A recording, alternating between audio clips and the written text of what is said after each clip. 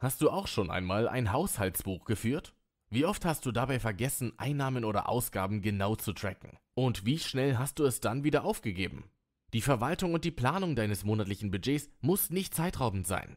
In diesem Video zeigen wir dir eine einfache, aber sehr effektive Sparmethode, mit der du deine Finanzen ganz einfach verwalten und so Vermögen ansparen kannst.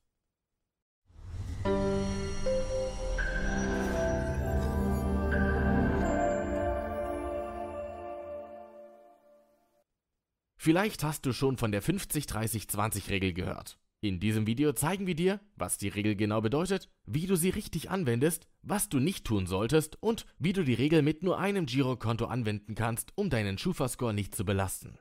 Was ist die 50-30-20-Regel? Die Regel gehört zu den beliebtesten und besten Regeln für das Geldmanagement. Sie ist ideal, wenn du keine Zeit oder Lust hast, all deine Ausgaben zu tracken, aber trotzdem deine Kosten managen, Geld sparen und Kontrolle über dein Geld behalten möchtest. Du teilst deine Ausgaben zunächst in 3 Kategorien ein: Notwendigkeiten, Wünsche und Konsum und Ersparnisse oder Kredit. Mit dem folgenden Beispiel möchten wir dir die Anwendung der 50-30-20-Regel verdeutlichen. Laut Statista betrug das monatliche Nettoeinkommen in Deutschland im Jahr 2023 durchschnittlich 2.430 Euro. Bei 2 Vollverdienern gehen wir also von einem Haushaltsnettoeinkommen von 4.860 Euro aus. Nach der 50-30-20-Regel wird das Einkommen wie folgt verteilt: 50%, das sind 2.430 Euro, gehen in die Notwendigkeiten. 30%, das sind etwa 1.458 Euro, gehen in die Wünsche. Und 20%, das sind ca. 972 Euro, gehen in die Ersparnisse oder in die Abzahlung von Krediten. So wendest du die 50-30-20-Regel an. Schritt 1. Prüfe und senke deine notwendigen Ausgaben. Das sind Dinge, ohne die du nicht leben kannst. Das beinhaltet Wohnen, Mobilität, Energie, Wasser und Telekommunikation, Versicherungen, Lebensmittel sowie die absolut notwendigen Ausgaben für Kleidung und andere wichtige Dinge. Falls du bisher keine Budgets gesetzt hast, dann ist jetzt der richtige Augenblick. Analysiere deine Ausgaben der letzten Monate und berechne, welche Kosten in diese Kategorie fallen. Diese sollten 50% deines Haushaltsnettoeinkommens nicht überschreiten. Wenn die Ausgaben höher liegen, solltest du genauer hinschauen und überlegen, wo du deine notwendigen Ausgaben reduzieren kannst.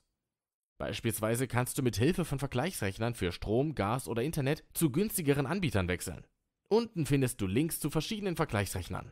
Wenn deine notwendigen Ausgaben deinem Limit von 50% entsprechen oder sogar darunter liegen, dann geht's weiter mit Schritt 2. Definiere deine Konsumausgaben. 30% deines Einkommens gehen in deinen Konsum, der nicht unbedingt nötig ist.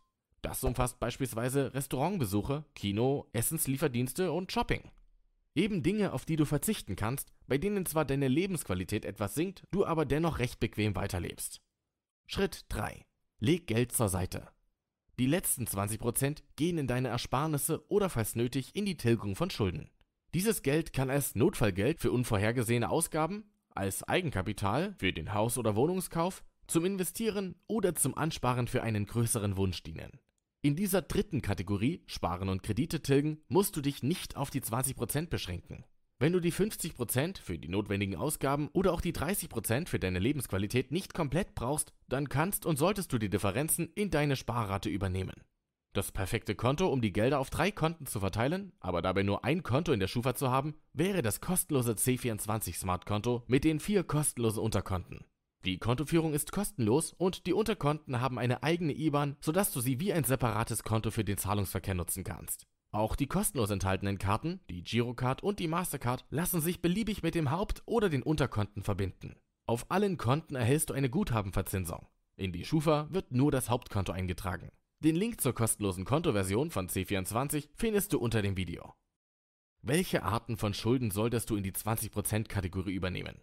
Alles, was über die Minimumzahlungen hinausgeht. Feste Raten gehen also in jedem Fall in die 50%ige Kategorie. Um die Kredite schneller zu tilgen, solltest du, wann immer möglich, Sonderzahlungen aus den 20% leisten. Die 50-30-20-Regel hilft dir, eine Übersicht über deine Ausgaben zu gewinnen. Da hier aber eine Ausgabenkategorie festgelegt wird, mit der du ein Budget für Dinge wie Restaurantbesuche, Shopping und Ähnliches festgelegt wird, hast du nicht das Gefühl zu sparen und ständig im Verzicht zu leben. So kannst du ohne schlechtes Gewissen konsumieren. Du bekommst mehr Kontrolle und kannst dein Geld ganz einfach und automatisch managen. Die 50-30-20-Regel eignet sich vor allem für geringe und mittlere Einkommen. Menschen mit hohem Einkommen sollten der Regel nicht folgen, da sie dabei gezwungen werden, unnötig Geld für die notwendigen Dinge auszugeben. Wenn dir das Video zur Organisation deiner Finanzen mit der 50-30-20-Regel gefallen hat, dann lass gerne einen Daumen hoch da. Hast du noch Fragen zur 50-30-20-Regel? Dann schreib uns einfach in den Kommentaren. Wir beantworten sie gern. Vielen Dank fürs Zuschauen und bis bald.